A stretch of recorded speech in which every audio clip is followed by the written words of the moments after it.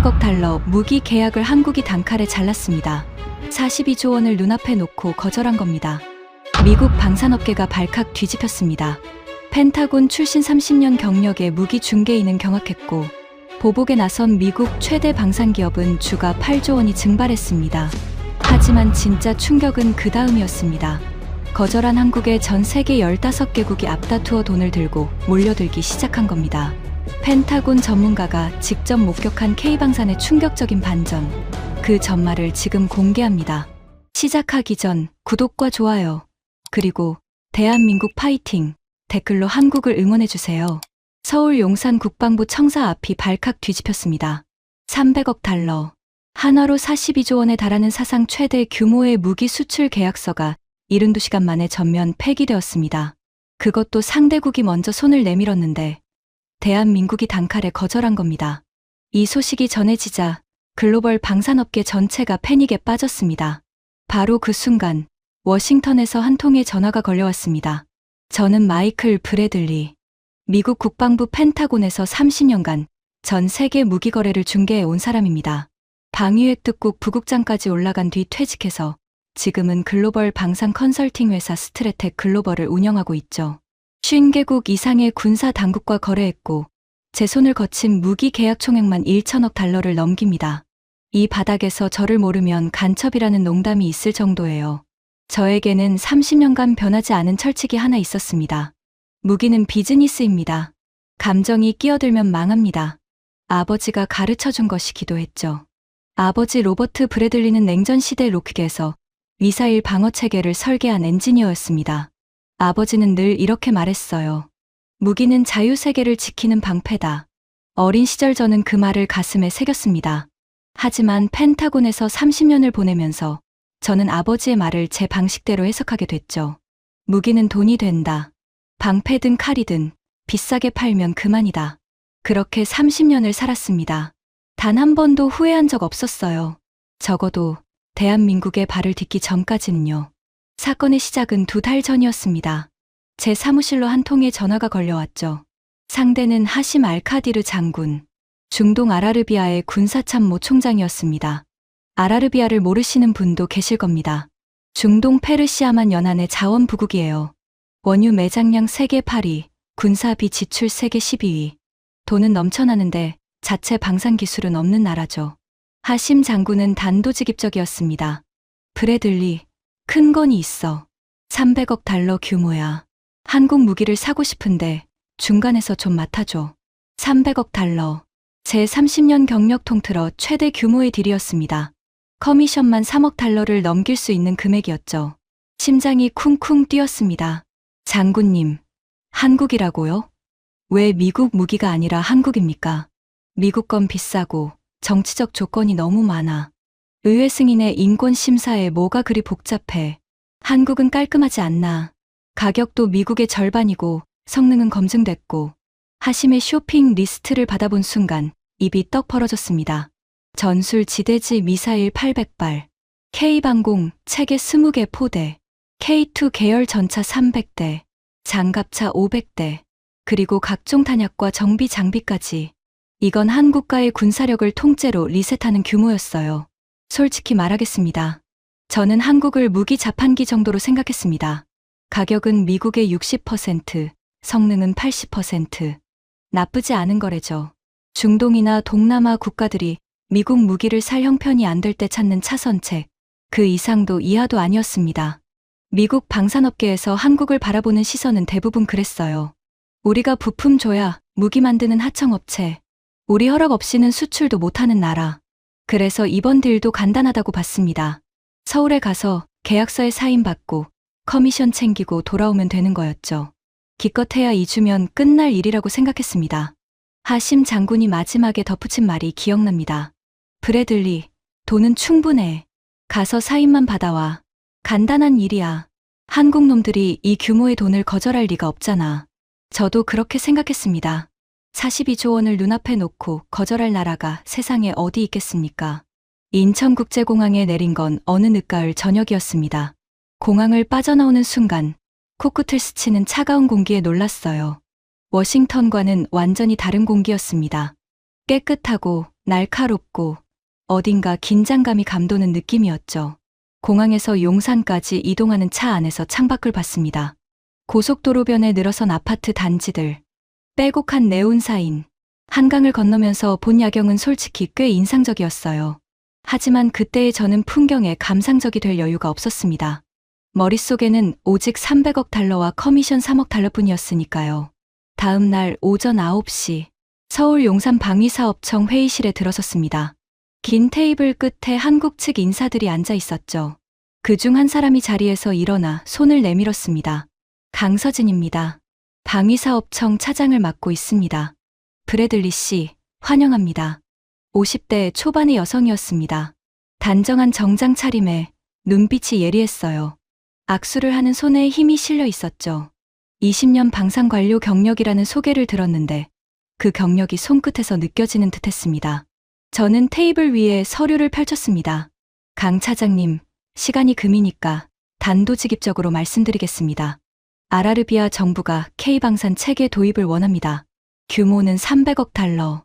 사상 최대 규모의 단일 수출 계약이 될 겁니다. 여기 쇼핑 리스트가 있습니다. 서류를 건네자 강서진 차장이 리스트를 한 장 한 장 넘겼습니다. 표정이 변하지 않았어요. 300억 달러라는 숫자를 보고도 눈 하나 깜짝하지 않더군요. 그게 조금 거슬렸습니다. 인상적인 규모네요. 저는 속으로 비웃었습니다. 인상적인 정도가 아니라 한국 방산 역사상 전무후무한 규모라고요. 대금 지불 조건도 파격적입니다.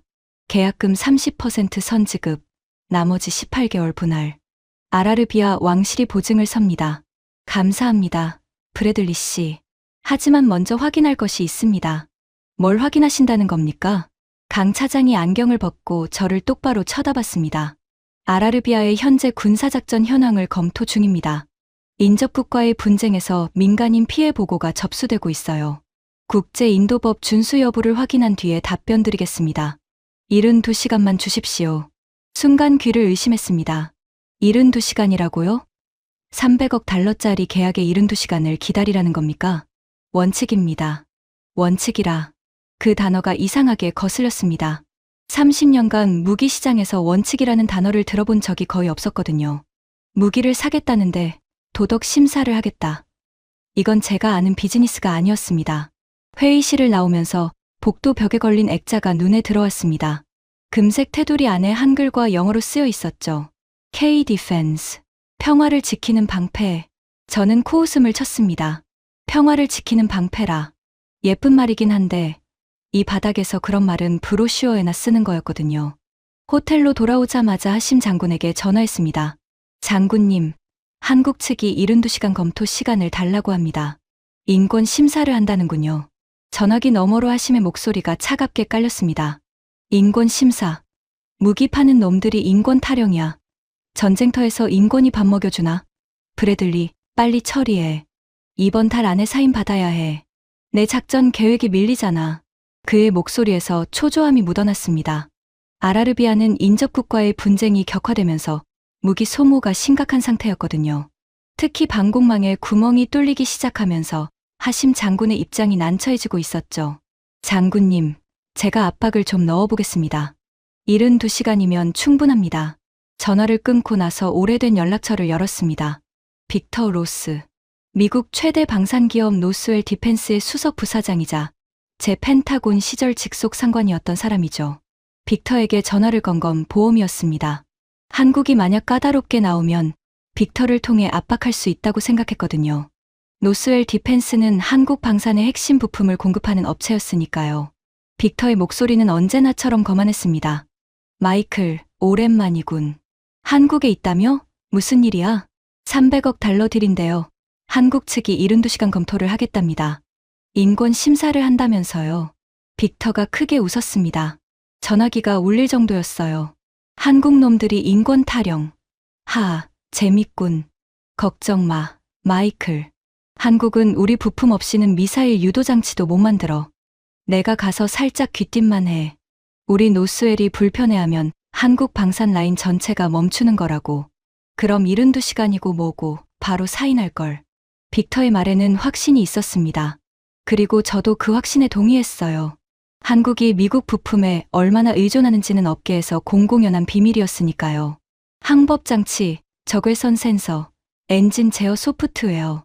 이런 핵심 부품들은 전부 미국산이었습니다. 미국이 손을 놓으면 한국 방사는 순식간에 마비되는 구조였죠. 알았어, 빅터. 일단 72시간 지켜보고 안 되면 내 카드를 쓸게. 천천히 해. 한국 놈들이 배짱 부리면 내가 직접 서울로 갈 수도 있어. 오랜만에 한국 고기도 먹고 싶고 전화를 끊고 침대에 누웠습니다. 창밖으로 서울의 야경이 보였어요. 반짝이는 불빛들. 한강 위로 지나가는 유람선의 조명. 아름다운 도시였습니다. 하지만 제 눈에는 그저 300억 달러가 잠들어 있는 거대한 금고로만 보였죠. 72시간. 고작 사흘이었습니다. 그 사흘 동안 제가 믿어왔던 모든 것이 송두리째 뒤집힐 거라는 걸 그때의 저는 상상조차 하지 못했습니다. 첫째 날이 지나고 둘째 날이 됐습니다. 아무런 연락이 없었어요.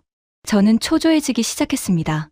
하심 장군의 전화가 하루에 5번씩 걸려왔거든요. 브래들리, 진전이 있어? 없어? 장군님, 아직 검토 중이랍니다. 내일이면 답이 나올 겁니다. 내일? 내일이면 우리 방공망에 또 구멍이 뚫린다고. 빨리 해. 전화를 끊고 나서 강서진 차장에게 문자를 보냈습니다. 강 차장님, 아라르비아 측이 매우 급박한 상황입니다. 조기 답변이 가능하신지요? 답장은 짧았습니다. 검토 중입니다. 내일 오전 10시에 결과를 알려드리겠습니다.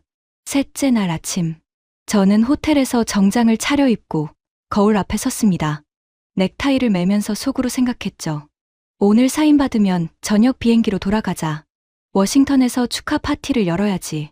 오전 10시 정각, 방위사업청 회의실 문을 열고 들어갔습니다. 강서진 차장이 테이블 중앙에 앉아 있었습니다. 그 옆에 국방부 관계자 2명이 더 배석해 있었어요. 분위기가 이상했습니다. 회의실 안에 감도는 공기가 무거웠어요. 에어컨이 켜져 있는데도 등줄기에 식은땀이 흘렀습니다. 앉으십시오, 브래들리 씨. 강서진 차장이 파일 하나를 테이블 위에 올려놓았습니다. 표지에 대한민국 정부 공식 문서라는 직인이 찍혀 있었죠. 72시간 검토가 완료되었습니다. 좋습니다. 결과를 말씀해 주시죠. 저는 볼펜을 꺼내 들었습니다. 사인할 준비를 하고 있었거든요. 강서진 차장이 파일을 열었습니다. 그리고 첫 문장을 읽기 시작했죠. 대한민국 정부는 아라르비아에 대한 모든 방위산업 수출을 전면 거부합니다. 시간이 멈춘 것 같았습니다. 손에 쥐고 있던 볼펜이 바닥에 떨어졌어요.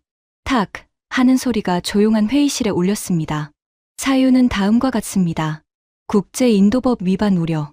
아라르비아 군사작전에서 민간인 피해가 지속적으로 보고되고 있으며 대한민국은 민간인 생명을 위협하는데 사용될 가능성이 있는 무기를 수출할 수 없습니다. 잠깐만요. 강 차장님. 목소리가 떨렸습니다.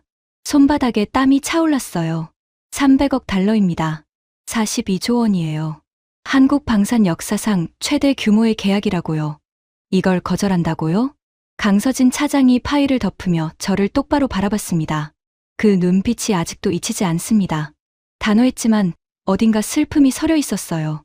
브래들리 씨, 42조 원은 큰 돈입니다. 하지만 그 돈으로 만든 무기가 아이들에게 떨어지면 그건 42조 원이 아니라 42조 개의 죄가 됩니다. 머릿속이 하얘졌습니다. 30년간 무기를 팔면서 이런 말을 들어본 적이 없었거든요. 무기 시장에서 아이들 이야기를 꺼내는 사람은 없습니다. 이건 비즈니스입니다. 감정이 끼어들면 망한다고요. 하지만 강서진 차장의 눈빛을 마주한 순간 반박이 나오지 않았습니다. 그녀의 눈이 너무 진지했거든요. 연기가 아니었습니다. 진심이었어요. 회의실을 나오면서 다리가 후들거렸습니다. 복도에서 벽에 기대야 했어요. 300억 달러가 날아갔습니다. 제 커미션 3억 달러도 함께요. 호텔로 돌아오는 택시 안에서 전화기가 미친 듯이 울렸습니다. 하심 장군이었죠. 브래들리, 뭐 하는 거야? 거절이라니 당장 뒤집어. 장군님, 한국 정부의 최종 결정입니다. 번복이 어렵습니다. 하심의 목소리가 금속성으로 변했습니다. 돈이 부족해. 350억으로 올려줄게. 아니, 400억도 좋아. 원하는 대로 맞춰줄 테니까 다시 가서 이야기해. 장군님, 한국이 돈 문제가 아니라고 합니다. 3초간의 침묵이 흘렀습니다. 그리고 하심이 으르렁거리듯 내뱉었어요. 돈 문제가 아니라고? 그럼 뭐가 문제야? 인권. 전쟁터에서 인권 타령이 말이 되냐고. 내 병사들이 죽어가고 있는데 인권 타령이나 하고 앉았어? 저는 아무 말도 할 수 없었습니다. 그때 다른 전화가 걸려왔습니다. 빅터 로스였죠. 마이클, 뉴스 봤어. 한국이 진짜로 거절했다며? 네, 빅터. 전면 거부입니다. 빅터가 낮게 웃었습니다. 그 웃음소리가 전화기를 통해 들려올 때 등골이 서늘해졌어요. 좋은 의미의 웃음이 아니었거든요. 걱정 마, 마이클. 내가 직접 처리해 줄게. 서울행 비행기 예약할 테니까 하루만 기다려. 빅터, 무슨 뜻이야? 한국 놈들이 우리 부품 없이 무기를 만들 수 있을 것 같아? 내가 전화 한 통이면 한국 방산 라인 전체가 멈춰. 항법장치, 센서, 엔진 제어기, 전부 우리 거야. 그때 무릎 꿇고 기어올걸. 42조 원 앞에서 도덕 타령이 얼마나 오래가나 두고 보자고. 전화가 끊겼습니다.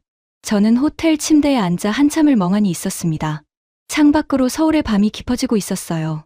수백만 개의 불빛이 반짝이고 있었지만 제 앞은 완전한 어둠이었습니다.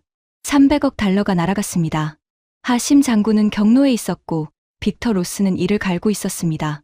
그리고 대한민국은 42조 원을 눈앞에 놓고도 고개 하나 까딱하지 않았습니다. 그때까지만 해도 저는 이것이 한국의 비즈니스 자살이라고 확신했습니다. 빅터가 부품 공급을 끊으면 한국은 반드시 무릎을 꿇을 것이라고요. 하지만 그로부터 48시간 뒤 전 세계 방산업계의 판도를 송두리째 뒤흔드는 일이 벌어졌습니다. 그리고 그 48시간 동안 무릎을 꿇은 것은 한국이 아니었습니다. 빅터 로스가 서울에 도착한 것은 한국 정부의 거부 발표가 나온 다음 날 오전이었습니다. 인천공항 VIP 통로를 빠져나온 그는 검은 양복에 은색 넥타이핀을 꽂고 있었죠. 60대 초반의 체구에서 풍기는 위압감은 여전했습니다.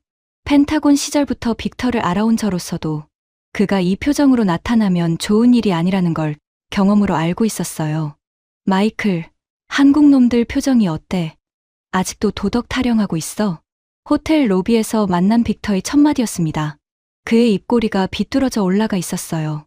누군가를 짓밟기 직전에 짓는 특유의 미소였죠. 빅터, 한국 정부는 번복할 생각이 없어 보여. 강서진이라는 차장이 담당인데 눈빛이 장난이 아니더라고. 강서진, 관료 따위가 뭘 안다고. 내가 직접 보여줄게. 비즈니스가 뭔지. 빅터는 노트북을 열었습니다. 화면에 노스웰 디펜스의 글로벌 공급망 지도가 떴어요. 한국으로 향하는 붉은 선이 12갈래나 됐죠. 봐, 마이클. 이 선 하나하나가 한국 방산의 생명줄이야. 항법장치, 적외선 센서, 관성항법장치, 엔진 제어 소프트웨어, 레이더 모듈. 전부 우리 거야. 내가 여기서 스위치 하나만 내리면 한국 전체 방산 라인이 멈춰. 빅터의 손가락이 화면 위를 톡톡 두드렸습니다. 그리고 여기가 핵심이야. 한국이 자랑하는 천궁방공체계. 이것의 탐지 레이더 핵심 모듈은 우리 노스웰이 독점 공급하고 있어. 이걸 끊으면 천궁은 눈먼 장님이 되는 거야. K2 전차도 마찬가지고. 파워팩 제어 소프트웨어 라이선스가 우리 손에 있거든. 저는 빅터의 말을 들으면서 고개를 끄덕였습니다. 사실이었으니까요. 한국 방산이 미국 부품에 의존하고 있다는 건 업계의 공공연한 비밀이었습니다. 그래서 내 계획이 뭐야, 빅터? 간단해. 워싱턴에 있는 우리 로비스트들이 이미 움직이고 있어. 의회 국방위원회를 통해서 한국 방산 기업에 대한 핵심 부품 수출 통제를 걸 거야. 공식적으로는 기술 유출 방지라는 명목이지. 한국이 우리 부품 없이 버틸 수 있는 기간은 길어야 석 달이야. 그 안에 기어서 찾아올걸. 빅터가 노트북을 덮으며 의자에 깊숙이 기대앉았습니다. 그리고 하심 장군한테는 좋은 소식을 전해줘. 한국이 안 팔면 우리 노스웰이 직접 팔겠다고. 미사일이야 방공망이야 뭐든 맞춰줄 수 있어. 가격은 한국보다 좀 비싸겠지만 하심 형편에 그 정도는 껌이잖아. 순간 빅터의 눈이 반짝였어요. 탐욕의 빛이었습니다. 생각해봐, 마이클. 한국이 빠지면 그 300억 달러가 통째로 우리한테 굴러들어오는 거야. 한국 놈들 덕분에 오히려 대박이 터지는 셈이지. 그제서야 이해가 됐습니다. 빅터는 한국을 압박하려는 게 아니었어요. 한국을 짓밟고 그 자리를 차지하려는 거였습니다. 한국의 거부를 기회로 삼아 자신이 300억 달러를 먹겠다는 계산이었죠. 이게 비즈니스야, 마이클. 도덕 타령하는 놈은 굶어 죽고 기회를 잡는 놈이 먹는 거야. 한국은 42조 원짜리 교훈을 배우게 될 거야. 이 바닥에서 착한 척은 자살이라는 걸. 빅터의 말을 듣고 있자니 묘한 기분이 들었습니다. 한쪽에서는 당연하다고 생각했어요. 30년간 이 업계에서 살아온 방식이 그랬으니까요. 하지만 다른 한쪽에서는 강서진 차장의 눈빛이 자꾸 떠올랐습니다. 그 돈으로 만든 무기가 아이들에게 떨어지면 그건 42조 원이 아니라 42조 개의 죄가 됩니다. 빅터, 혹시 한국이 버티면 어떻게 하려고? 버틸 수가 없어. 우리 부품 없이는 생산 자체가 안 되니까 물리적으로 불가능하다고. 빅터는 절대적인 확신을 갖고 있었습니다. 그리고 솔직히 저도 그 확신에 동의하고 있었어요. 하지만 48시간 뒤 우리 둘 다 틀렸다는 것이 증명됐습니다. 빅터가 워싱턴에 전화를 걸어 부품 수출 통제 로비를 시작한 그날 오후 예상치 못한 곳에서 첫 번째 반응이 나왔습니다. 폴란드였어요. 호텔 방에서 CNN을 틀어놓고 있었는데 속보 자막이 올라왔습니다. 폴란드 국방부 긴급 성명 발표. 한국의 결정을 높이 평가한다. 리모컨을 쥔 손에 힘이 들어갔습니다. 화면 속 폴란드 국방차관이 기자회견을 하고 있었어요. 대한민국은 이번 결정을 통해 방위산업에도 도덕적 기준이 필요하다는 것을 전 세계에 보여주었습니다. 폴란드는 이러한 원칙을 가진 국가와 장기적 파트너십을 맺고 싶습니다. 우리는 K방산 체계의 추가 도입을 적극 검토하겠습니다. 저는 화면을 멍하니 바라봤습니다. 폴란드는 이미 K2 전차와 K9 자주포를 대량 도입한 나라였어요.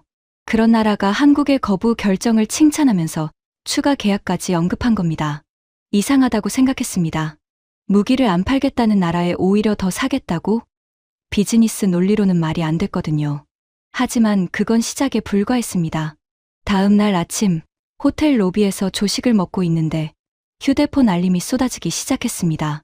방산 전문 뉴스 앱에서 연달아 속보가 터졌어요. UAE 왕실, K방산 체계 도입 검토 착수. 왕실 성명에서 정치적 조건 없는 깨끗한 무기 파트너를 원한다고 밝혀 인도네시아 국방부, 한국과 차세대 잠수함 공동개발협의 가속화, 도덕적 기준을 갖춘 파트너와 일하고 싶다는 성명, 노르웨이 국방연구소, K방산 체계 성능 재평가 착수. 이전까지 유럽산만 고려했으나 한국의 원칙 있는 수출 정책에 주목. 커피잔을 내려놓았습니다. 손이 미세하게 떨리고 있었어요. 이건 대체 무슨 상황이지?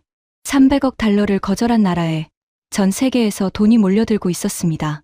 거절했는데 오히려 인기가 올라간 겁니다. 30년간 무기 시장에 있었지만 이런 현상은 처음 봤어요. 빅터에게 전화했습니다. 빅터, 뉴스 보고 있어. 폴란드, UAE, 인도네시아가 전부 한국한테 러브콜을 보내고 있어. 빅터의 목소리가 날카로워졌습니다. 일시적인 여론 플레이야. 한두 달 지나면 다 잊혀져. 중요한 건 부품이야. 우리가 부품을 끊으면 한국은 납품 자체를 못해. 아무리 주문이 밀려도 물건을 못 만드는데 무슨 소용이야. 빅터의 논리는 타당했습니다. 적어도 그 순간까지는요.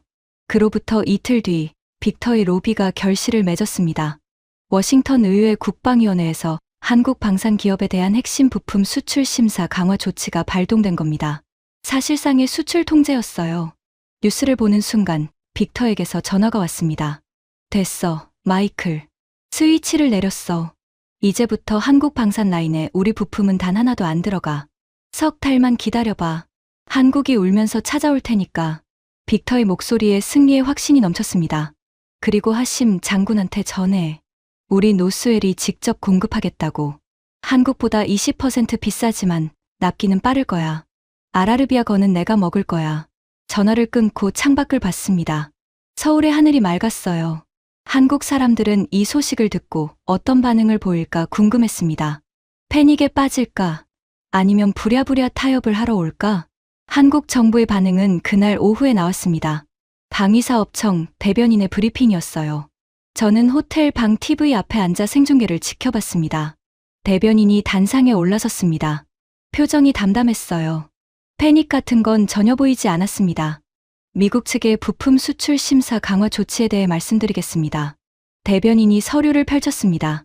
대한민국 방위산업은 이미 핵심 부품의 국산화를 추진해왔으며 현재 항법장치 및 저그외선 센서의 독자 개발이 최종 단계에 있습니다. 미국 측 조치로 인한 생산 차질은 6개월 이내에 완전히 해소될 것으로 예상합니다. 대변인이 고개를 들어 카메라를 정면으로 바라봤습니다. 덧붙여 말씀드립니다. 대한민국은 외부의 압력으로 인해 원칙을 바꾸지 않습니다. TV를 끄지 못했습니다. 그 마지막 문장이 머릿속에서 맴돌았거든요. 외부의 압력으로 인해 원칙을 바꾸지 않는다. 30년간 이 업계에서 무수히 많은 나라들이 미국의 압박에 무릎을 꿇는 걸 봐왔습니다. 하지만 한국은 눈 하나 깜짝하지 않았어요. 빅터에게 전화했습니다. 빅터, 한국이 6개월이면 국산화 완료한다고 하는데. 빅터가 코웃음을 쳤습니다. 허세야, 항법장치를 6개월에 국산화한다고? 미국이 20년 걸린 걸. 블러핑이야, 마이클. 겁주려고 하는 거라고. 그때까지는 빅터의 말이 맞다고 생각했습니다. 하지만 마음 한구석에 불안이 자리 잡기 시작했어요. 한국 정부의 그 담담한 표정이 자꾸 신경 쓰였거든요. 허세를 부리는 사람의 얼굴은 보통 굳어 있거나 과장되게 자신감을 내보이죠. 하지만 한국 대변인의 얼굴에는 그런 게 없었습니다. 그냥 사실을 말하는 사람의 표정이었어요. 그 무렵 뜻밖의 인물이 서울에 나타났습니다. 소피 르클레르, 프랑스 르몽드의 방산 전문 기자였어요. 15년 경력에 프랑스 방산업체 다소와 탈레스를 해부하듯 취재해서 유명해진 저널리스트죠. 소피를 처음 만난 건 용산의 한 카페였습니다. 강서진 차장이 소개해줬어요. 브래들리 씨, 르클레르 기자입니다. K방산 취재차 오셨는데 미국 시각의 코멘트를 듣고 싶어 하더군요. 소피는 40대 중반의 날카로운 인상이었습니다. 빨간 프레임 안경 너머로 쏘는 듯한 눈빛이 인상적이었죠. 브래들리 씨, 솔직한 의견을 듣고 싶습니다. 한국의 결정에 대해 어떻게 보십니까? 저는 솔직하게 대답했습니다. 비즈니스 자살이라고 봅니다. 300억 달러를 날린 거잖아요. 게다가 미국의 부품 통제까지 받게 됐고요. 감동적인 결정일 수는 있지만 방산업계에서 감동은 밥 안 먹여줍니다. 소피가 고개를 갸웃했습니다. 재미있네요. 저도 처음에는 같은 생각이었거든요. 한국의 비즈니스 자살이라는 제목으로 기사를 쓰려고 왔어요. 처음에는요? 네, 처음에는요. 하지만 어제부터 취재를 시작했는데 제가 틀렸을 수도 있겠다는 생각이 들기 시작했습니다. 소피가 태블릿을 꺼내 화면을 보여줬습니다. 취재 메모였어요.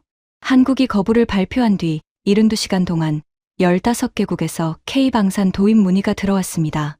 폴란드 추가 물량 25조 원, UAE 신규 도입 18조 원, 인도네시아 잠수함 협력 12조 원, 노르웨이 성능평가 착수, 루마니아 장갑차 도입 검토, 호주 차세대 방공망 협의 요청.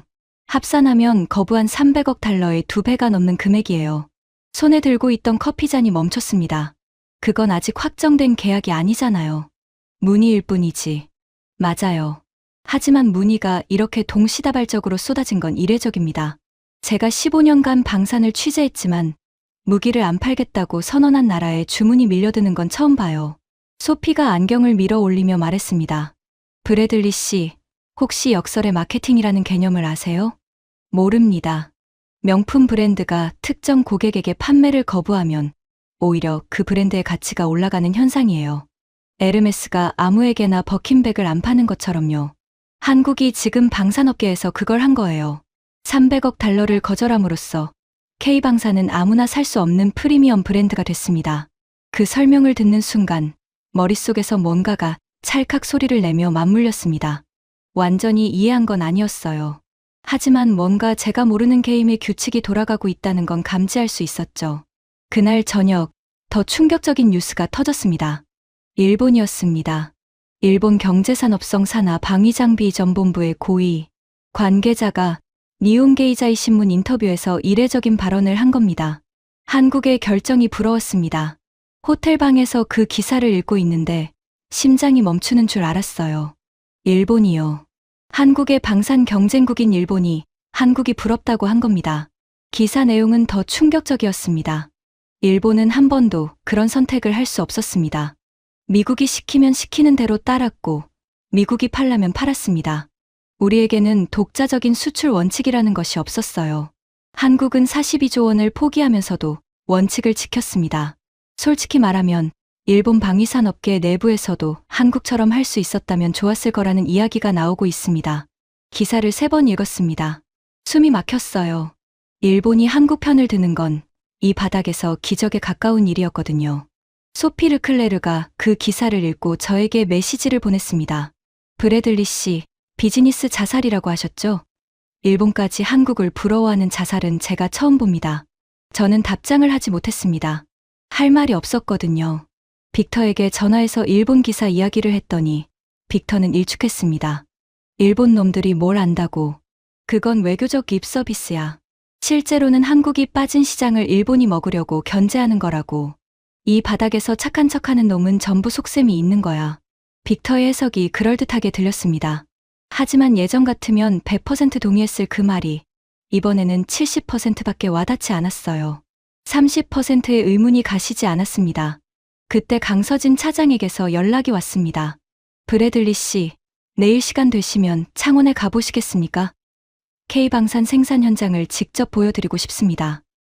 왜요? 백문이 불여일견이니까요. 솔직히 호기심이 동했습니다.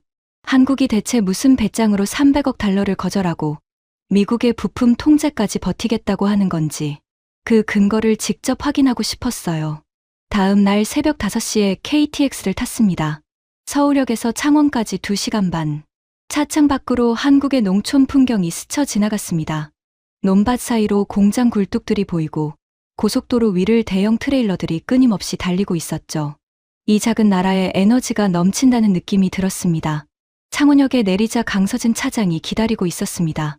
검은색 관용차를 타고 20분 정도 달려서 도착한 곳은 제 상상을 완전히 뒤엎는 공간이었어요. 창원 방산단지. 축구장 수십 개를 합쳐놓은 것보다 더 넓은 부지에 거대한 공장 건물들이 줄지어 서 있었습니다. 정문을 통과하는 순간 귓속으로 기계 소리가 밀려들었어요. 낮은 주파수의 울림이 발바닥을 통해 온몸으로 전해졌죠. 여기가 K방산의 심장부입니다. 한화에어로스페이스, 현대로템, LI진엑스원.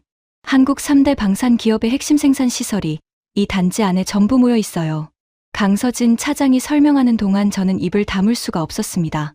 첫 번째로 들어간 곳은 천궁 방공체계 조립 라인이었어요. 거대한 홀 안에 미사일 동체가 일렬로 놓여 있었습니다. 하얀 조명 아래서 로봇팔들이 밀리미터 단위의 정밀 작업을 하고 있었죠.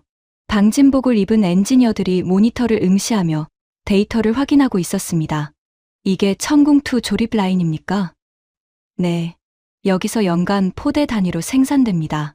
미국 패트리어트와 동급의 요격 성능인데 가격은 3분의 1 수준이에요. 동시 다수 표적 교전이 가능하고 이동식 발사대라서 배치 유연성도 뛰어납니다. 숫자를 듣는 순간 직업적 본능이 발동했습니다. 패트리어트의 3분의 1 가격의 동급 성능. 그건 미국 방산업계 입장에서 악몽이었어요. 하지만 더 놀라운 건 그 다음이었습니다. 강서진 차장이 저를 별도의 건물로 안내했어요. 입구에 연구개발동이라는 표지판이 걸려 있었죠. 문을 열고 들어서자 넓은 공간에 젊은 엔지니어들이 가득했습니다. 모니터 앞에서 설계도를 돌리고 3D 프린터가 쉴 새 없이 부품을 뽑아내고 있었어요. 공기 중에 금속 분진 냄새와 커피 향이 뒤섞여 있었습니다. 여기가 국산화 연구동입니다. 한 젊은 엔지니어가 다가왔습니다. 30대 초반으로 보였는데 눈 밑에 짙은 다크서클이 있었어요. 밤을 새운 티가 역력했죠. 안녕하세요. 항법장치 국산화 팀장을 맡고 있습니다. 미국이 부품 통제를 하기 전부터 국산화를 진행하고 있었습니까? 네. 3년 전부터 시작했습니다. 정확히는 미국이 언젠가 이 카드를 쓸 거라는 걸 알고 있었거든요. 그 말을 듣는 순간 등줄기가 서늘해졌습니다. 한국은 이미 알고 있었다. 미국이 부품을 무기로 쓸 거라는 걸 미리 예측하고 3년 전부터 대비하고 있었던 겁니다. 현재 진행률이 어떻게 됩니까? 항법장치는 92% 완료 상태입니다. 적외선 센서는 87%. 6개월이면 전부 끝납니다. 솔직히 말하면 미국이 통제를 하든 안 하든 저희는 내년이면 100% 국산화를 달성할 계획이었어요. 빅터가 허세라고 했던 6개월 국산화. 그게 허세가 아니었습니다. 진짜였어요. 하지만 진짜 충격은 그 다음 방문지에서 찾아왔습니다. 강서진 차장이 저를 단지 끝쪽의 작은 건물로 데려갔어요. 간판도 없는 평범한 건물이었는데 보안이 삼엄했습니다. 출입증을 3번이나 확인한 뒤에야 안으로 들어갈 수 있었죠. 여기는 뭐 하는 곳입니까? 안으로 들어서자 좁은 복도 끝에 유리벽으로 된 클린룸이 보였습니다. 그 안에서 방진복을 입은 연구원들이 무언가를 조립하고 있었어요. 강 차장님, 저건 뭡니까? 강서진 차장이 유리벽 너머를 가리키며 말했습니다. 한국이 독자 개발한 차세대 정밀 유도 센서입니다. 미국 노스웰 제품보다 탐지 범위가 1.4배 넓고 오차율은 절반이에요. 아직 공식 발표는 안 했지만 양산 준비가 거의 끝났습니다.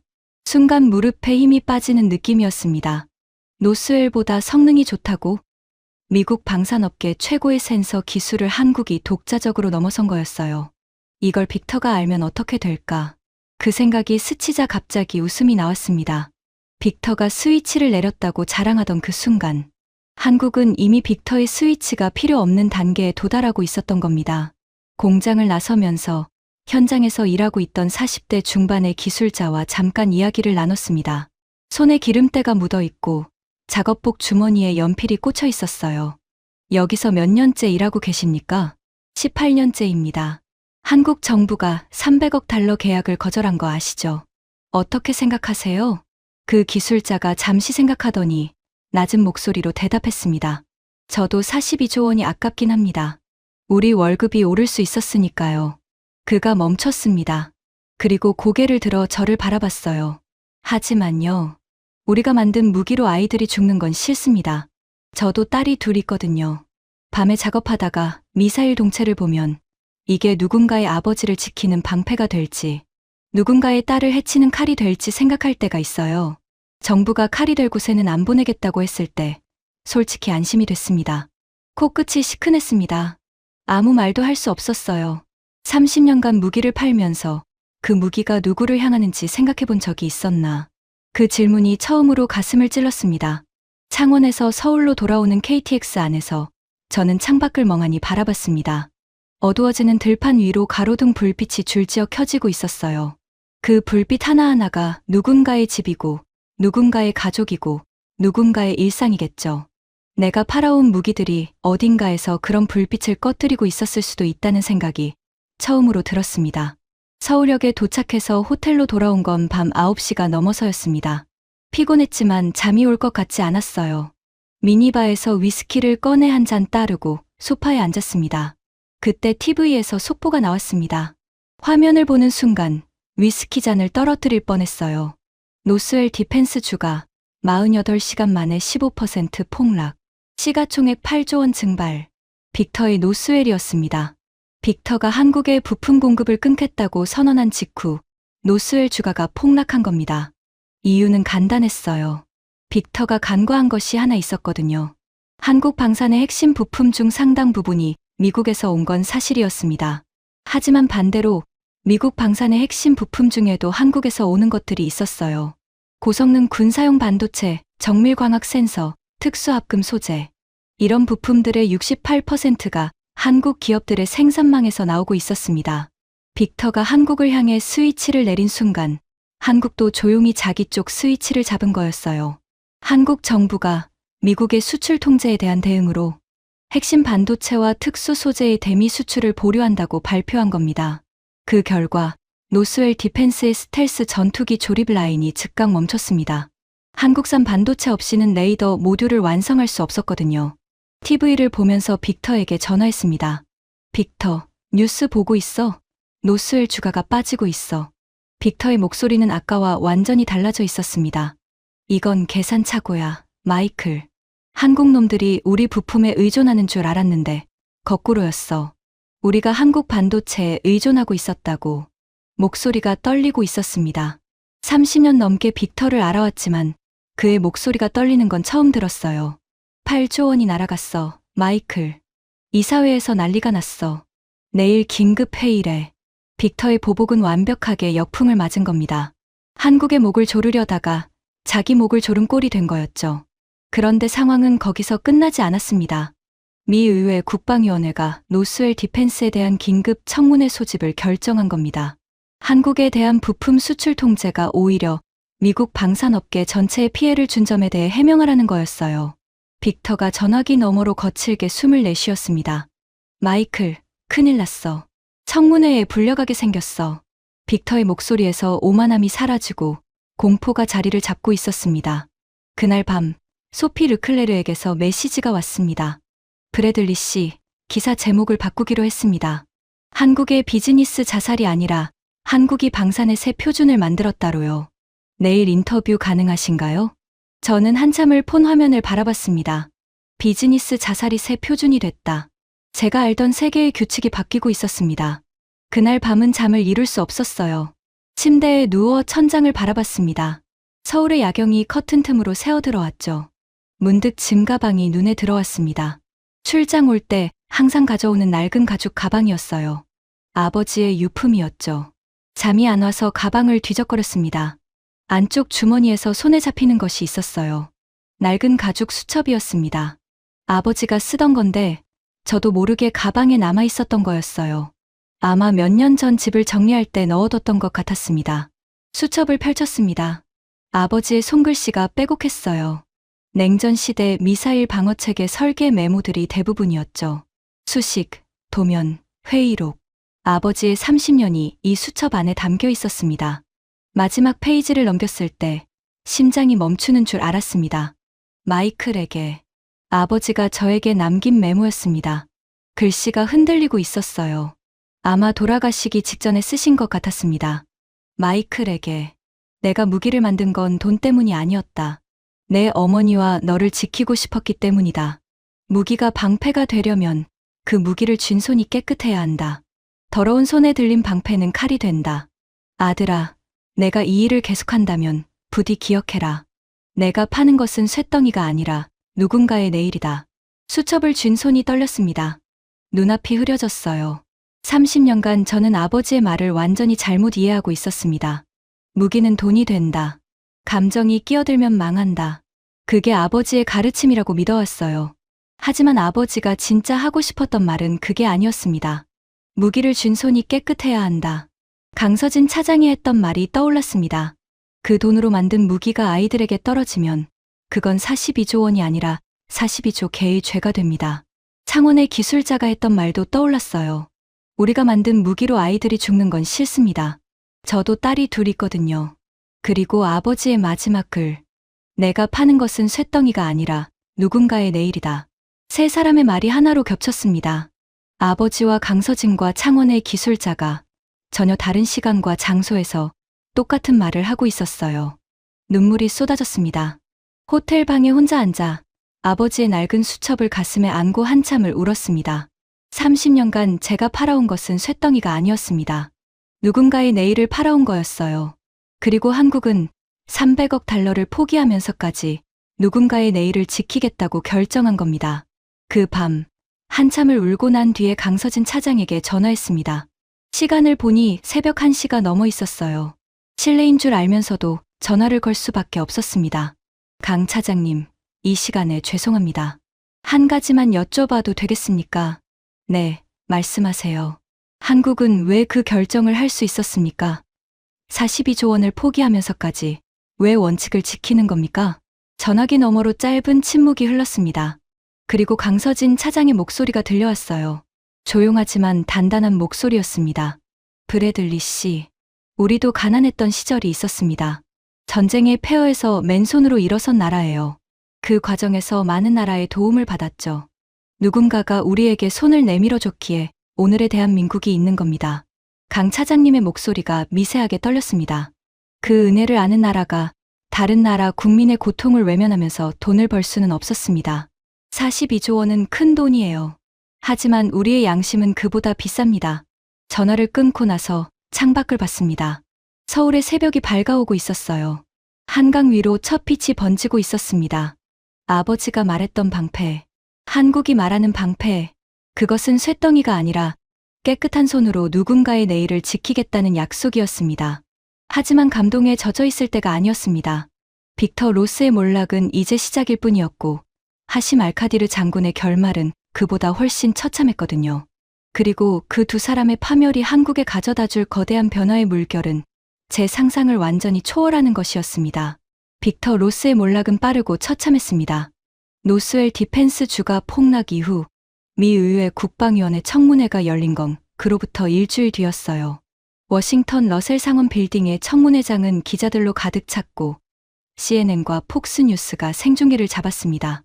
저는 서울 호텔 방에서 그 중계를 지켜봤습니다.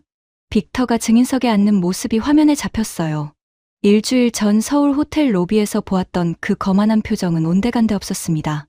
넥타이가 삐뚤어져 있었고 얼굴이 헬쑥했어요. 눈 밑에 짙은 그림자가 내려앉아 있었죠. 로스 부사장, 귀하의 지시로 한국에 대한 부품 공급이 중단된 것이 맞습니까? 국방위원장의 질문에 빅터가 마이크를 잡았습니다. 손이 미세하게 떨리고 있었어요. 위원장님, 이것은 기술 유출 방지 차원의 정상적인 조치였습니다.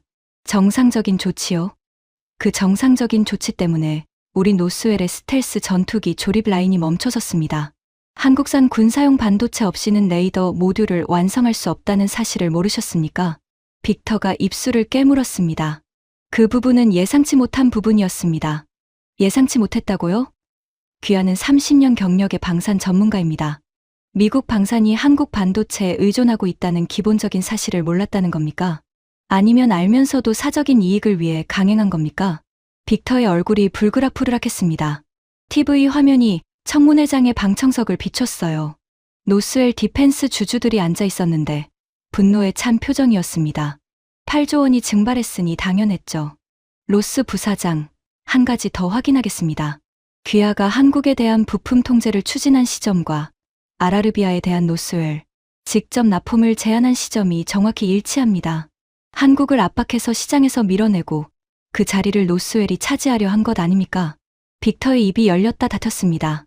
변호사가 옆에서 뭔가를 귀속말했지만 이미 늦었어요. 위원장님, 저는 미국 방산업계의 이익을 위해 행동한 것입니다.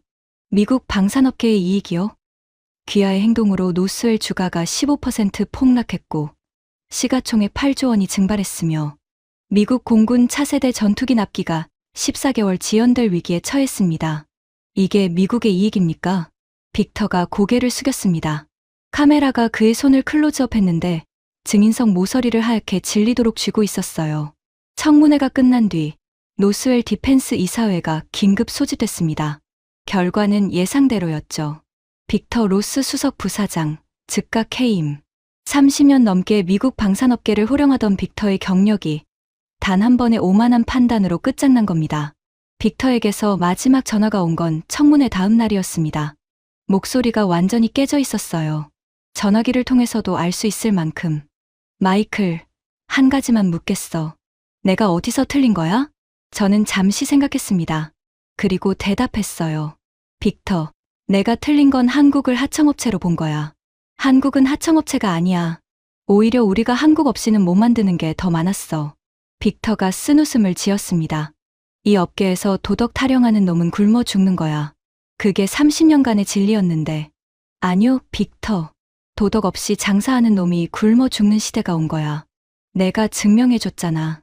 전화가 끊겼습니다. 그 뒤로 빅터에게서 연락은 오지 않았어요.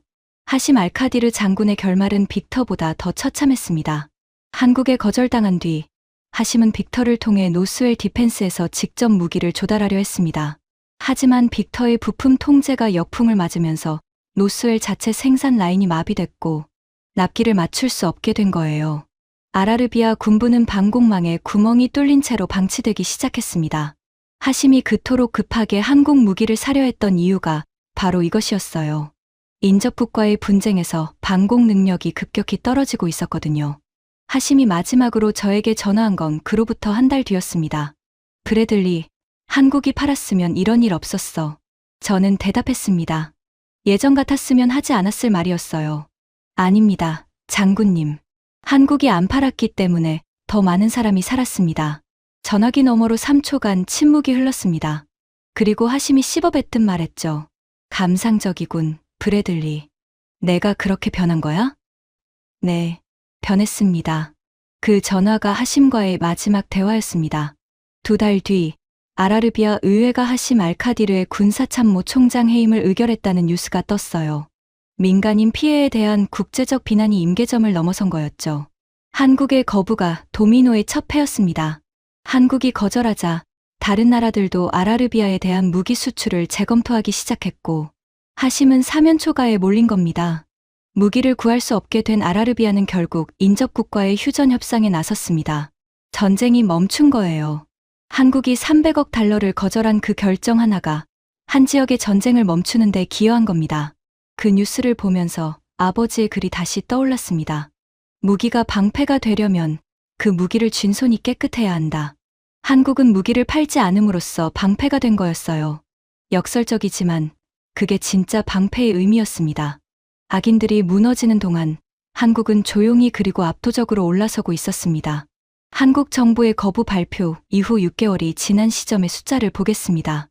소피 르클레르가 르몽드 특집 기사에서 정리한 데이터예요. K방산 글로벌 시장 점유율 18%에서 27%로 상승. 6개월 만에 9%포인트가 뛴 겁니다. 신규 계약 총액 180조 원 돌파. 거부한 42조 원의 4배가 넘는 금액이 새로 들어온 거예요. 폴란드와 25조 원 규모의 K2 전차 추가 도입 계약 체결. 루마니아와 12조 원 규모의 K9 자주포 및 장갑차 패키지 계약. UAE와 18조 원 규모의 천궁 방공체계 도입 합의. 인도네시아와 15조 원 규모의 차세대 잠수함 공동개발 MOU. 호주와 22조 원 규모의 차세대 방공망 협력 착수. 소피 르클레르의 기사 제목은 이랬습니다. 한국, 방산의 에르메스가 되다. 안 파는 것이 브랜드가 된 최초의 방산 대국. 그 기사의 마지막 문단을 읽는 순간 소름이 돋았습니다. 한국은 300억 달러를 거부함으로써 방산 시장에 새로운 규칙을 만들었다. 이제 세계는 무기를 살 때 성능과 가격만이 아니라 그 무기를 만든 나라의 도덕적 기준까지 평가한다. 누구에게 팔지 않느냐가 누구에게 파느냐만큼 중요한 시대가 열렸다. 빅터가 허세라고 비웃었던 6개월 국산화도 현실이 됐습니다. 한국은 약속대로 항법장치, 적외선 센서, 레이더 모듈의 100% 국산화를 완료했어요. 미국 부품 의존도가 제로가 된 겁니다. 빅터가 자랑하던 스위치는 이제 아무 의미가 없어졌죠. 오히려 역전이 벌어졌습니다. 한국이 독자 개발한 차세대 정밀 센서가 노스웰 제품보다 성능이 뛰어나다는 것이 알려지면서 미국 방산업체들이 한국 기술 도입을 타진하기 시작한 겁니다. 하청업체로 취급당하던 한국이 이제 미국이 기술을 사러 오는 나라가 된 거예요. 저는 이 모든 변화를 서울에서 지켜봤습니다. 원래 2주면 끝날 출장이 석 달이 넘게 이어졌어요. 떠날 수가 없었습니다. 이 나라에서 벌어지는 일들이 너무 놀라웠거든요. 강서진 차장을 마지막으로 만난 건 출국 전날이었습니다. 용산 근처의 작은 한식당에서 저녁을 함께 했죠. 브래들리 씨, 한국에 대한 인상이 바뀌셨습니까? 저는 젓가락을 내려놓고 솔직하게 대답했습니다. 완전히 바뀌었습니다. 처음 올 때는 한국을 무기 자판기라고 생각했어요. 가격으로 승부하는 2등 방산국. 미국 부품 없이는 아무것도 못하는 나라. 그렇게 보고 있었습니다. 그리고 지금은요? 지금은 이렇게 봅니다. 한국은 전 세계에서 유일하게 돈보다 원칙이 비싸다는 걸 증명한 방산 대국입니다. 그리고 그 원칙이 오히려 더 큰 돈을 벌어다 줬어요. 역설적이지만 한국이 보여준 것은 도덕이 최고의 비즈니스 전략이라는 겁니다. 강서진 차장이 미소를 지었습니다. 처음 만났을 때의 그 예리한 눈빛 대신 따뜻한 빛이 감돌고 있었어요. 브래들리 씨, 하나만 기억해 주세요. K방산은 평화를 지키는 방패입니다. 처음 오셨을 때 복도에서 그 액자 보고 코웃음 치신 거, 저 알아요. 얼굴이 뜨거워졌습니다. 죄송합니다. 그때는 정말 몰랐어요. 괜찮습니다. 이제 아시잖아요. 인천공항으로 향하는 차 안에서 아버지의 수첩을 꺼내 마지막 페이지를 다시 읽었습니다. 내가 파는 것은 쇳덩이가 아니라 누군가의 내일이다. 워싱턴으로 돌아간 뒤 저는 스트레텍 글로벌의 경영 방침을 바꿨습니다. 사무실 벽에 아버지의 수첩 페이지를 액자에 넣어 걸었어요. 그리고 직원들에게 선언했습니다. 오늘부터 우리는 도덕적 기준이 없는 딜은 중개하지 않습니다. 한국이 보여줬어요. 원칙을 지키는 것이 장기적으로 가장 좋은 비즈니스라는 것을. 직원 몇 명이 웃었습니다. 예전에 저처럼 이 바닥에서 도덕 타령은 사치라고 생각하는 사람들이었죠. 하지만 괜찮았습니다. 저도 석 달 전까지는 똑같았으니까요. 지금 이 이야기를 들으시는 시청자 여러분, 30년간 저는 무기를 돈으로만 봤습니다. 누가 사든 어디에 쓰든 가격만 맞으면 팔면 된다고 생각했어요. 그게 이 바닥의 규칙이라고 믿었습니다. 하지만 대한민국이 보여준 것은 완전히 다른 세계였습니다. 한국은 300억 달러를 버렸습니다. 42조 원을 눈앞에 놓고 고개를 저었어요. 미국의 보복 위협에도 눈 하나 깜짝하지 않았습니다. 그리고 6개월 뒤 거절한 금액의 4배가 넘는 180조 원의 새 계약을 들고 돌아왔죠. 빅터 로스는 한국을 짓밟으려다 자기 회사를 날렸습니다. 하심 알카디르는 무기를 구하지 못해 전쟁을 멈춰야 했어요. 그리고 저는 아버지가 30년 전에 남긴 글의 의미를 비로소 이해하게 됐습니다. 무기는 쇳덩이가 아닙니다. 누군가의 내일입니다. 그 내일을 지킬 것인지 빼앗을 것인지 그 선택이 한 나라의 격을 결정합니다. 대한민국은 지키는 쪽을 선택했습니다. 그리고 전 세계가 그 선택에 박수를 보내고 있습니다. K방사는 평화를 지키는 방패입니다. 처음에 저는 그 말을 비웃었어요. 하지만 이제는 압니다. 그건 브로슈어에 쓰는 예쁜 말이 아니었습니다. 한국 사람들이 진심으로 믿고 있는 그리고 42조 원을 걸고 증명해낸 진짜 철학이었습니다. 시청자 여러분, 긴 이야기에 함께 해주셔서 감사합니다.